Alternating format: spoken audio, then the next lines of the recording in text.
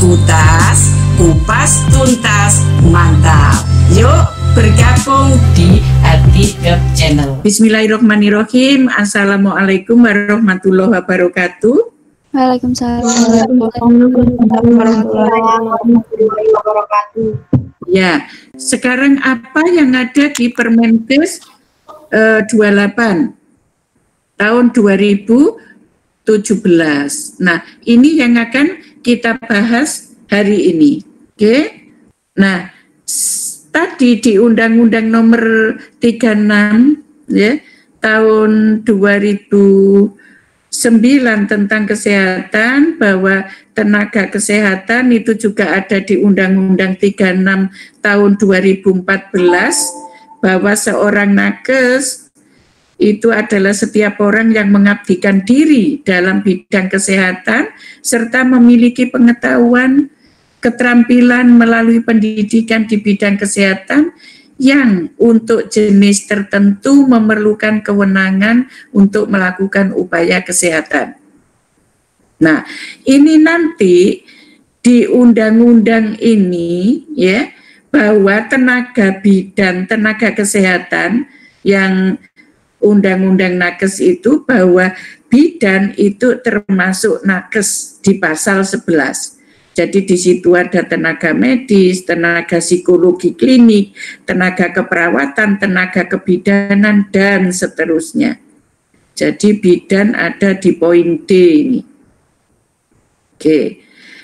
Kemudian untuk yang Kemenkes nomor 938 itu tentang standar asuhan kebidanan, bahwa seorang bidan dalam melaksanakan pelayanan kebidanan harus pendokumentasiannya menggunakan yang di Kemenkes nomor 938 tahun 2007, yaitu dengan Swapnut.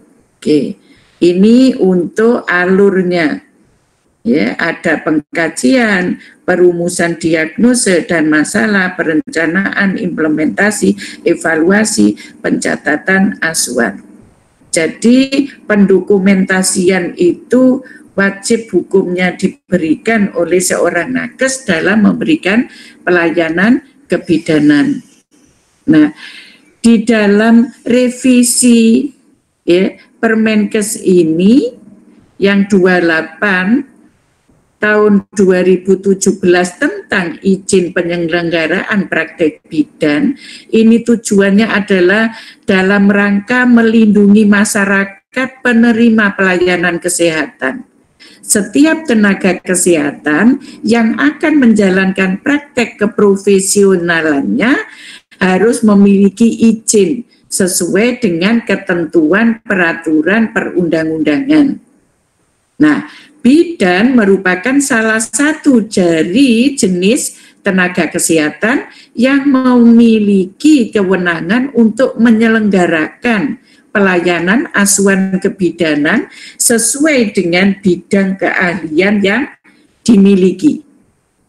Nah, di sini di dalam bab 1 ya, yang di Permenkes 28 tadi, bidan adalah seorang perempuan yang lulus dari pendidikan bidan yang telah terregistrasi sesuai dengan ketentuan peraturan perundang-undangan. Ini praktek kebidanan adalah kegiatan pemberian pelayanan yang dilakukan oleh bidan dalam bentuk asuhan kebidanan. Ini praktek kebidanan. Kemudian STR bidan yang selanjutnya, STR itu surat tanda registrasi bidan.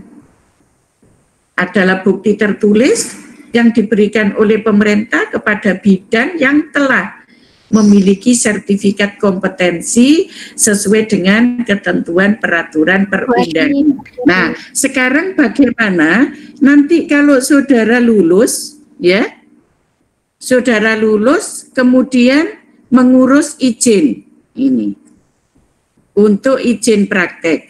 Jadi seorang bidan kalau setelah lulus itu harus mempunyai pengalaman kerja dulu 2 tahun, baru bisa mengurus izin mandiri, praktek mandiri bidan.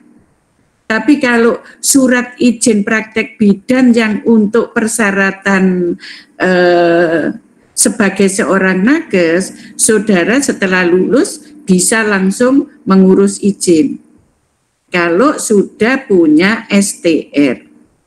Jadi dalam menjalankan praktek kebidanan itu, bidan kalau di Permenkes ini ya memiliki kualifikasi minimal di tahun 2026 ya, karena di Undang-Undang Kebidanan yang tentang praktek mandiri bidan itu 7 tahun setelah diundangkan harus ijazahnya profesi. Oke. Uji kompetensi memiliki sertifikat kompetensi. Kemudian sertifikat itu sekarang surat izin praktek bidan. Surat izin praktek bidan ini juga merupakan persyaratan untuk seorang bidan melakukan pelayanan. Nah, SIPP atau surat izin praktek bidan sering disebut SIPP ini hanya diberikan kepada bidan yang telah memiliki STR tadi. Nah, SIPP berlaku untuk 1 fasilitas pelayanan kesehatan. SIPP berlaku selama STR bidan masih berlaku. Jadi ini seiring ini. Dan dapat diperpanjang selama memenuhi persyaratan. Tadi berapa tahun sekali untuk perpanjangan? 5 tahun. 5 tahun. 5 tahun sekali, Bu. 5 tahun sekali. Ini 2 SIPP ya. Bidan memiliki paling banyak 2 SIPP. Apa artinya ya? 2 SIPP itu ya. Nih artinya bahwa bidan misalkan sebagai bidan desa itu atau bidan kelurahan kalau di kota, itu kan petugas puskesmas, jadi SDM puskesmas. Bila bidan desa tersebut mau praktek mandiri bidan, maka bisa mengurus SIPP sebagai praktek mandiri bidan.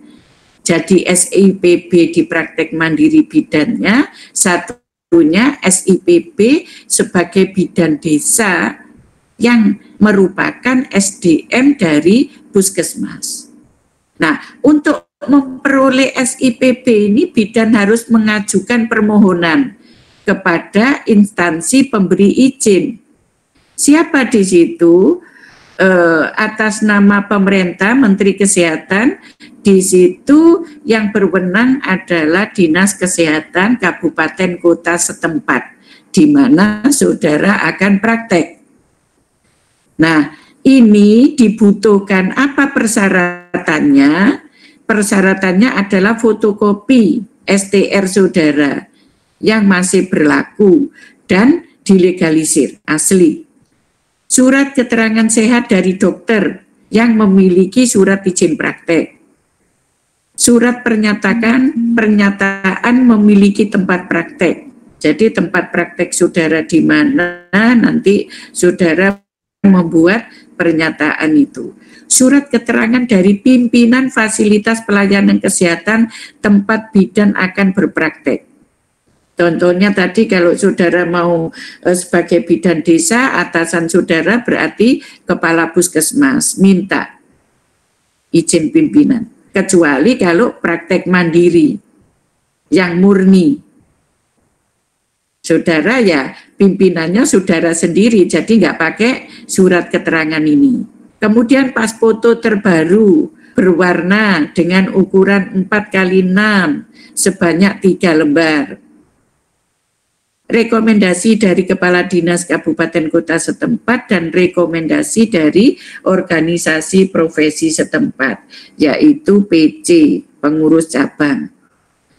Nah, SIPB ini dinyatakan tidak berlaku dalam hal tempat praktek tidak sesuai lagi dengan SIPB. Misalkan saudara pindik yang lama tidak berlaku. Masa berlaku STR telah habis dan tidak diperpanjang. Atau dicabut oleh pejabat yang berwenang memberikan izin. Atau kemudian meninggal dunia, berarti SIPB-nya tidak. Oke. Pimpinan fasilitas pelayanan kesehatan dilarang mempekerjakan bidan yang tidak memiliki SIPB.